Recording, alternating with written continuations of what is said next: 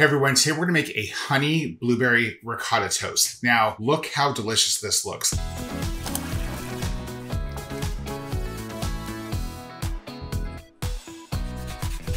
If you love avocado toast, don't worry, you ain't gotta break up with it. This is just something different to try. If you like ricotta, you're gonna love this recipe. The first thing that we're gonna do, we're gonna take some honey, we're gonna add that to a small saucepan. A little cooking hack I wanna share with you, I like to spray my measuring cup with a little bit of oil before I add honey to it. That way, more honey gets into the actual recipe and not stuck to the cup. So add that to your small saucepan, and then we're gonna add in a sprig of fresh thyme. We're gonna warm this mixture up over a medium heat. Now, what you wanna look for is gonna start to bubble around the edges and like where the thyme is within that honey. You don't wanna bring it to a full boil. You just wanna get it really warm so we can infuse that honey. And then we're gonna add in our California blueberries. Now, why California blueberries? Well, let me tell you.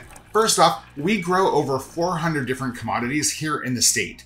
Plus, we provide over 50% of the fresh produce and veggies for the nation. So why California blueberries? Because you don't want to be wrong. We clearly know what we're doing, right? Okay, so we're gonna add in those blueberries, turn off the heat, and then you're gonna add in a pinch of sea salt. You're gonna mix all that together. You wanna get those blueberries coated in that infused honey. You're gonna cover it and then set it aside. Next up, we're gonna make some toast.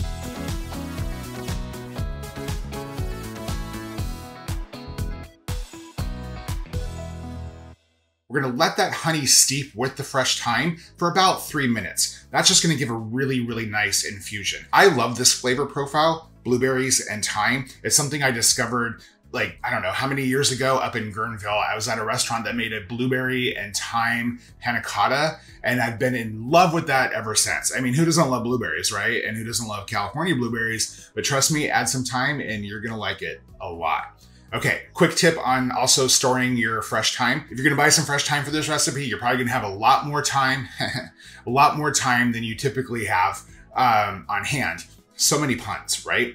So best way to store fresh thyme, store it like cut flowers. Take the end of those stems, put them in a jar with a little bit of water. You don't wanna cover the greens, you just want a little bit of water to cover the stem. Put it in the fridge, store like fresh flowers. I've had fresh herbs last a really, really long time this way. Like, it's insane how long they last, especially the woody ones like thyme or rosemary. Just a little quick tip for storing that. So you're gonna toast your 4 pieces of brioche bread. We're gonna take our ricotta cheese and then divide it between each slice of toasted brioche. Ricotta is great. I recommend straining it out first. Strain out before you add it to the toast because it's gonna get really soggy if you don't. And then we're gonna take our blueberries with a slotted spoon and kind of strain out some of that honey.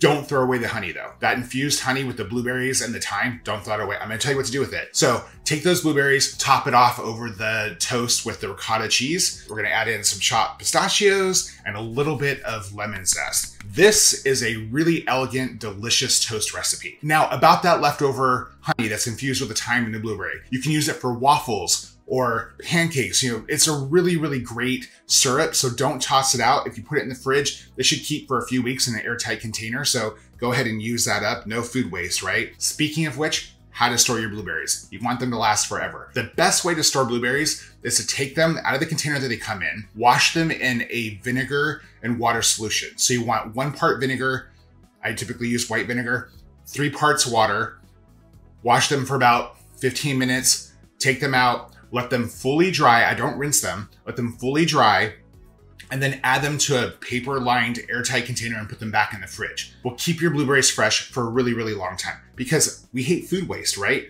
Our farmers work really hard to feed us, and we want to keep that food waste not in the trash can, but put the food in my belly.